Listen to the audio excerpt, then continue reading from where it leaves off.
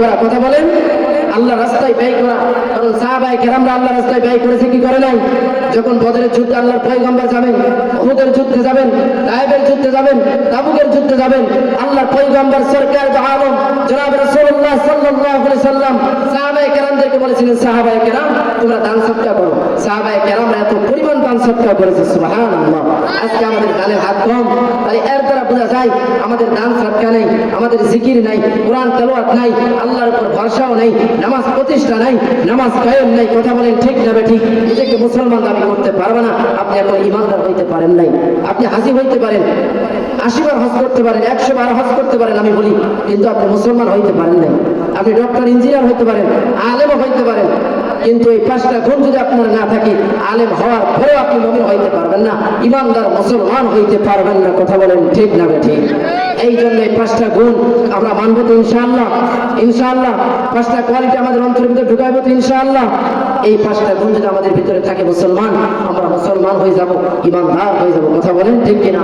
সময় মেম্বার হব, কিভাবে চেয়ারম্যান হব, এমপি, মন্ত্রী, মিনিস্টার হব, police, OC, DC, doctor, engineer হব, এই নিয়ে আমরা ব্যস্ত। কথা বলেন, কিভাবে আমার সন্তানকে আমি ডক্টর বানাবো, কিভাবে সন্তানকে ইঞ্জিনিয়ার বানাবো, কিভাবে সন্তানকে উকিল বানাবো, মাস্টার বানাবো, এই নিয়ে আমরা ব্যস্ত। কিন্তু সন্তানকে যে আলেম বানাইতে হবে, কোরআনের শিক্ষা দিতে হবে, এই চিন্তা ফিকির আমাদের ভিতরে নাই। কথা বলেন, এই চিন্তা যদি আমাদের থাকতো, তাহলে সন্তান মা বাবার সাথে বেয়াদবি করতে পারতো না, বৃদ্ধাশ্রমে রাখতে পারতো না। কথা বলেন ঠিক না ঠিক?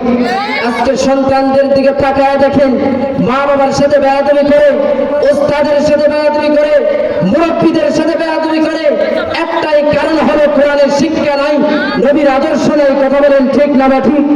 ও মুসলমান, যদি তাদের ভিতরে নবীর আদর্শ থাকতো, কোরআনের শিক্ষা থাকতো, সে ডক্টর হওয়ার পরেও, ইঞ্জিনিয়ার হওয়ার পরেও সেই ইমানদার হইতো। কথা বলেন ঠিক না ঠিক? সে জীবনে বেয়াদবি করতে পারতো না। তার আদর্শ দেখা, তার আখলাক চরিত্র দেখা রোগী সুস্থ হয়ে যাইতো। কথা বলেন ঠিক না ঠিক? এই জন্য আমি প্রায় জায়গায় বলি, মাহফিলে বলি, তোমার সন্তানকে তুমি ডক্টর বানাও, ইঞ্জিনিয়ার বানাও, আমার কোনো আপত্তি নাই, কিন্তু ডক্টর হলেই মানুষ হয় না, ইঞ্জিনিয়ার হলেই মানুষ হয় না। যদি মানুষের মতো মানুষ বানাইতে চান, আদর্শওয়ালা মানুষ বানান, কোরআনের শিক্ষা তার কলবের ভিতরে ঢোকান, আল্লাহ ছিলেন, নবী ছিলেন, তাহলে আপনার সন্তান আপনার সাথে বেয়াদবি করতে পারবে না, আপনার সাথে খারাপ আচরণ করতে পারবে না। কথা বলেন ঠিক না ঠিক? খারাপ আচরণ করার কারণ হলো, বেয়াদবি করার একটাই কারণ হলো কোরআনের শিক্ষা তাদের ভিতরে নাই। কথা বলেন ঠিক না ঠিক? কোরআনের শিক্ষা দেওয়ার দরকার আছে না নাই? ও মুসলমান, মনে রাখবেন, আপনার সন্তানকে আপনি কোরআনের শিক্ষা দিবেন না, কাল কিয়ামতের ময়দানে আপনার সন্তান মামলা দায়ের করবে আল্লাহর কাছে, বলবে, আল্লাহ আমাকে জাহান্নামে দিতেছেন, আমার আগে আমার মা বাবাকে দিন। কেন? আমার মা বাবা আমাকে নামাজের কথা বলে নাই, আমার মা বাবা আমাকে কোরআন তেলাওয়াতের কথা বলে নাই। এর নবীর আশিকের দল সন্তান ডাক দিয়া বলবে, আল্লাহ গো, আমার মা বাবা জীবনে বলে নাই বাবা তুমি নামাজ পড়তে যাও, বাবা তুমি মাদ্রাসায় ভর্তি হয়ে যাও, কোরআন তেলাওয়াত করো, বাবা নবীর আদর্শ শেখো, এই কথা আমার মা বাবা আমাকে জীবনে বলে নাই, আমার মা বাবাকে জাহান্নামে দিয়ে দেন। এর নবীর আশিকের দল মনে রাখবেন, এই দুনিয়াটা কিছুই না রে বাবা, কার কখন মৃত্যু হয়ে যাবে আমার আল্লাহ ছাড়া কেউ বলতে পারবে না, কোনো গ্যারান্টি দেয় রে বাবা।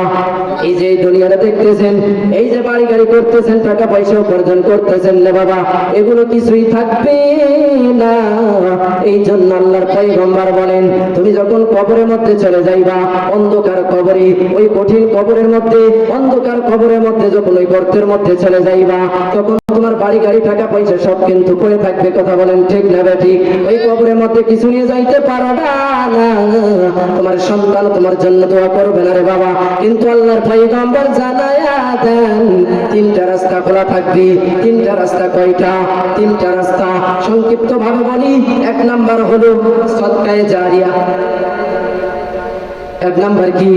সদকায়ে জারিয়া, অর্থাৎ এই মাদ্রাসার সহযোগিতা করলেন রে বাবা, এই মাদ্রাসায় দান সদকা করলেন, এই মাদ্রাসায় ইট দান করলেন, সিমেন্টের বস্তা দান করলেন, বালু দান করলেন রে বাবা, এই মাদ্রাসায় যা দিবেন 1000 টাকা 2000 টাকা যা পারবেন এই মাদ্রাসায় যদি দান সদকা করেন, মৃত্যুর পর 24টা ঘন্টা কিয়ামত পর্যন্ত আপনার আমলনামায় পৌঁছতেই থাকবে।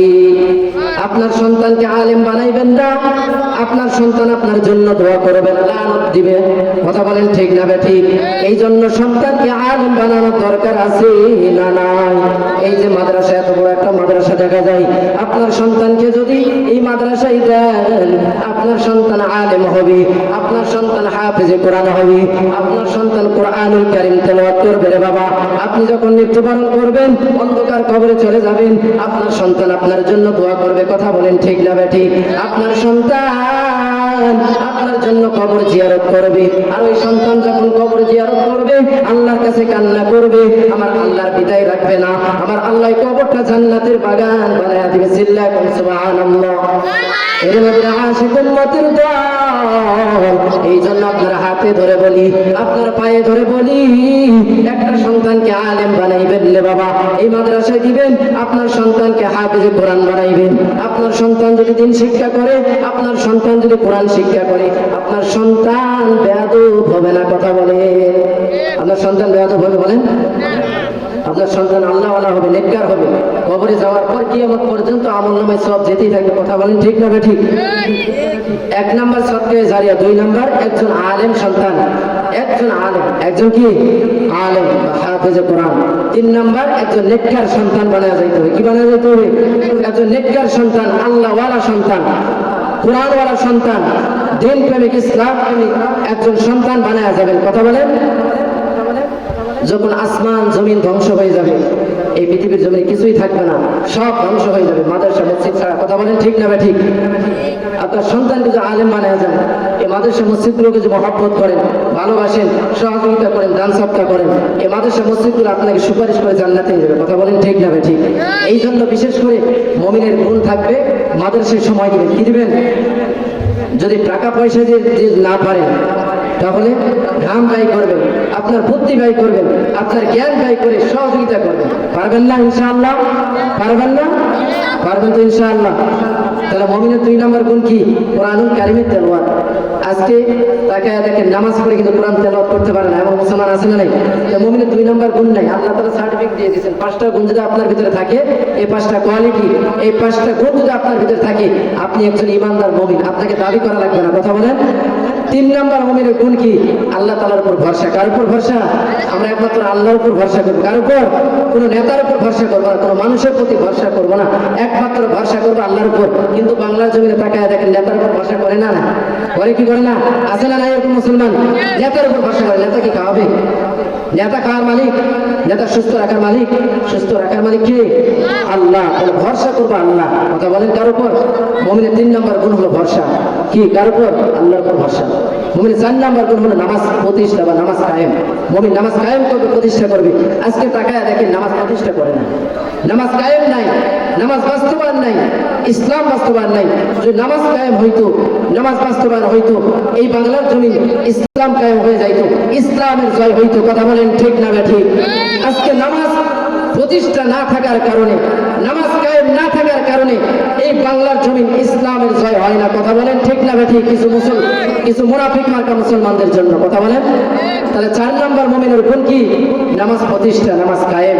আর 5 নাম্বার মুমিনের গুণ, এই গুণগুলো মুখস্থ করবেন।